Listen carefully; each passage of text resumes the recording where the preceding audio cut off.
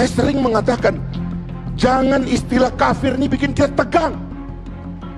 Kafir itu terminologi dalam agama, dalam kitab suci.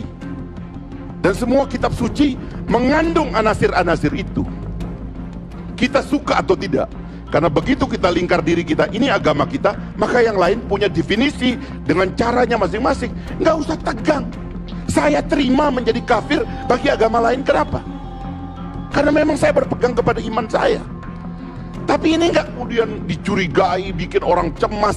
Seolah-olah kalau ada kata kafir dalam Al-Quran, itu kemudian Quran menjadi kita fundamentalis. Kan kacau ini. Yang kita pastikan tidak ada kata kafir dalam konstitusi. Kan itu aja. Ini penasehat-penasehat Jokowi ini mohon maaf bodoh. Bodoh.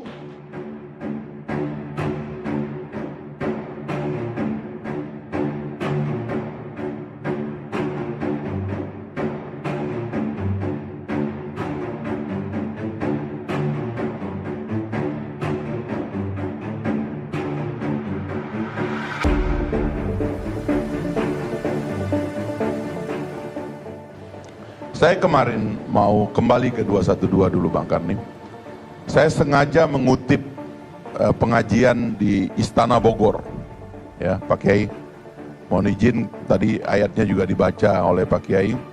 Karena saya melihat di Istana Bogor itu kemarin ada 2 ayat Al-Quran yang dibaca oleh qori'ah kita, ya, seorang qori'ah juara dengan sangat indah sekali. Surat Al-Baqarah ayat 143 dan surat Al-Fat ayat 29. Al-Maidah ayat 143 itu sebenarnya Al-Baqarah ayat 143 itu sebetulnya memang ayat-ayat yang dibaca untuk menjelaskan karakter dari orang Islam, ya. Tadi sudah disebut oleh Pak Kiai, wa kadzalika ja'alnakum ummatan wasatan litakunu syuhada'a 'alan nas. Dan demikianlah Tuhan menjadikan kamu sebagai umat pertengahan yang moderat, begitu, sebagai saksi di antara manusia. Karena dia moderat, netral, maka dia menjadi saksi. Saya menggunakan dalil ini untuk menyerang gitu dan mengembalikan narasi positif orang Islam, tidak saja di tempat lain, di dunia lain, tapi juga di Indonesia, untuk menenangkan mereka. Tenanglah bahwa kau ini adalah umat yang pertengahan, umat yang moderat, begitu ya. Kalau ada ekstremitas, benahilah, ya, perbaikilah. Kalau ada di antara kita ini yang menjadi ekstrim dan sebagainya, benahilah. Sebab pada dasarnya kita adalah ummatan wasatan litakunu syuhada'a 'alan nas wa yakuna rasula 'alaikum syahid. Dan nanti Nabi baru mau bersaksi untuk kamu. Kalau kamu menjadi orang yang moderat, baru Nabi itu mau ngakuin kamu, kan kira-kira begitu. Jadi ini harusnya menjadi khutbah yang besar untuk menenangkan orang yang besar ini gitu. Bukan malah dibalik. Ini kan ada tren dibalik. Mengkhotbahkan bahwa kamu ini penyimpan teroris, kamu ini radikal, kamu itu mengandung ajaran-ajaran yang diskriminatif dan sebagainya. Ini terus didengungkan, gelisah orang. Jadilah bangsa kita ini goyang dan goncang karena naratif itu. Itu yang saya ceritakan tentang Justin Trudeau, itu Perdana Menteri Belanda, anaknya Pierre Trudeau. Saya senang sekali dengan Trudeau. Dia waktu orang menolak imigrasi karena ancaman ekonomi atau ancaman terorisme yang dicitrakan, nanti imigran-imigran ini akan bawa bom dan membunuh orang-orang di negara tujuan. Orang lain tuh demonstrasi anti imigran. Justin Trudeau mengumumkan Kanada terbuka untuk imigran. Bahkan menyampaikan pakai bahasa Arab, ahlan wa sahlan fi biladikum, selamat datang di negaramu. Tenang itu negara. Tapi coba lihat tuh Amerika misalnya, orang bunuh-bunuhan, orang saling tembak karena yang besar ini dibikin tidak tenang. Saya takut itu, ya, ada sekarang ini khutbah untuk membuat yang besar ini tidak tenang. Padahal harusnya dalil itu yang dibaca di Istana Bogor itu kita pakai untuk menenangkan. Wa kadzalika ja'alnakum ummatan wasatan. Kalian ini umat terbaik, umat pertengahan, moderat, dan Nabi jadi saksi atas kamu. Kalau kamu moderat, kan begitu harusnya. Nah, dalil ayat kedua yang dibacakan, ini yang saya bilang ruang kita untuk berdebat. Muhammadur Rasulullah walladzina ma'ahu asyidda'u 'alal kufar. Tadi yang disebut oleh Bung Egy sebagai seolah-olah diskriminatif, itu hati-hati juga. Karena itu adalah bahasa di ruang agama kita. Muhammad Rasulullah itu dan orang-orang bersama dia itu tegas kepada orang kafir dan kasih sayang sesama mereka. Ini kan percakapan di ruang nabi, di ruang pribadi kita. Saya sering mengatakan, jangan istilah kafir ini bikin kita tegang. Kafir itu terminologi dalam agama, dalam kitab suci. Dan semua kitab suci mengandung anasir-anasir itu. Kita suka atau tidak.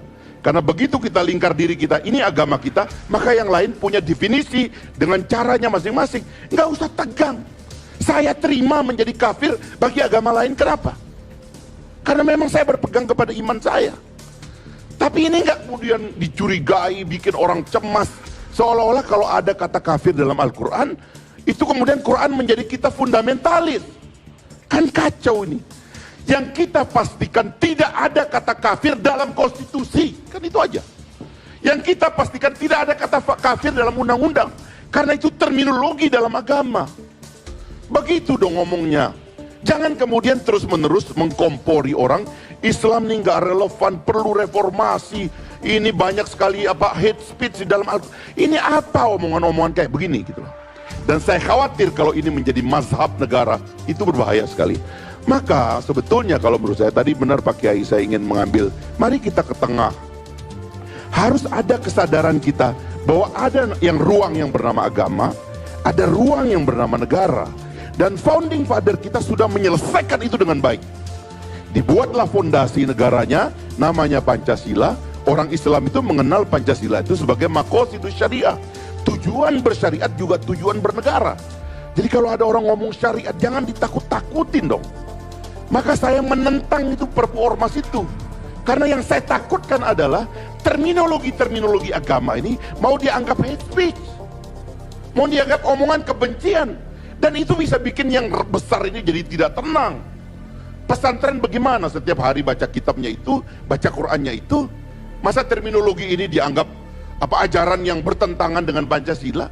Orang ngomong khilafah sebagai ide, sebagai pikiran, silakan. Ambil pikiran-pikiran yang baik dari situ. Kenapa takut sih berdebat? Ambil yang terbaik kalau ada dari ideologi dan pikiran-pikiran besar, kita ambil. Jadi jembatanilah ya ruang publik ini dengan percakapan yang sehat. Nah, mohon maaf Pak Karni, saya itu sebenarnya orang kayak kelasnya Rocky Gerung tuh harusnya kan jadi penasehat Presiden Jokowi nih, ya. Ini kan sekelas dia, tentu dia nggak mau. Tapi maksud saya, ini penasehat Jokowi ini mohon maaf bodoh. Dia itu alumni 212, datang dong ke sana dan bicara dengan umat, bicara dengan masyarakat. Saya sangat senang hari ini melihat kedewasaan yang luar biasa. Seperti tadi Prof Mahfud mengatakan, coba kata Prof Mahfud tadi, kalau Prof Mahfud kemarin hadir di reuni 212, itu calon presiden Pak Mahfud tuh bisa-bisa itu. Iya kan? Luar biasa ini adalah sebuah marching perdamaian. Satu kedewasaan yang dahsyat. Satu tingkat peradaban yang tinggi. Saya sebagai presiden mengucapkan terima kasih kepada saudara-saudara. Saya mungkin belum bisa seperti saudara, saya akan belajar supaya bisa seperti saudara mengorganisir kehidupan yang lebih baik. Kan begitu dong, jangan dicurigai, sebab semua kecurigaan itu nanti ada di tempat lain. Pak Jokowi juga kan sering hadir yang begini-begini, bagi-bagi sepeda malah, ya kan? Ini tadi kan nggak ada bagi-bagi sepedanya kemarin dan ya, nggak ada bagi-bagi sepedanya. Itu ada bagi-bagi sepedanya. Itu nggak disebut partisan, nggak disebut mempersiapkan 2019. Buat apa? Nikmatilah show ini dan jadikan roh, ya, semangat dari rakyat itu sebagai energi kita. Sebab saya membayangkan ada masalah di dunia sekarang ini yang hanya bisa diselesaikan oleh orang Indonesia. Dan besarnya peradaban kita ini menjadi demokrasi yang hebat dengan fondasi Pancasila dan Undang-Undang Dasar itu, dan membuktikan bahwa kita bisa menjadi bangsa yang kuat dan besar. Inilah yang akan menjadi sumbangan bagi dunia yang belum diteruskan oleh Bung Karno dulu. Bung Karno dulu 45 kita merdeka, 55 sudah bikin konferensi Asia Afrika. Dia berpidato di Gedung Putih, dia berpidato di Kongres Amerika. Pikiran-pikirannya menjadi jalan raya di seluruh dunia.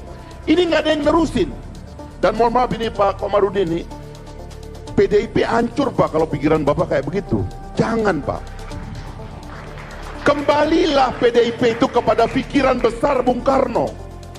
Jangan Anda bumbui dengan ketakutan. Nggak bisa. Anda harus jadi Soekarno.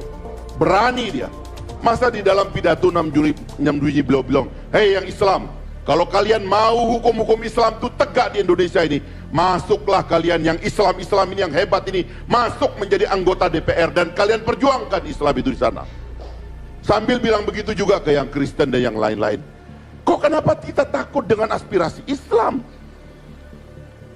Jangan-jangan kita ini juga terlibat dalam narasi Islamofobia yang dikembangkan di Barat, yang di luar sana sudah gagal lalu kita impor ke sini hanya karena masih ada proyeknya dan masih ada duitnya. Menurut saya itu yang berbahaya gitu, dan itu harus kita hentikan sekarang. Marilah angkat nama besar Indonesia ini melampaui itu semua supaya kita bisa memimpin peradaban umat.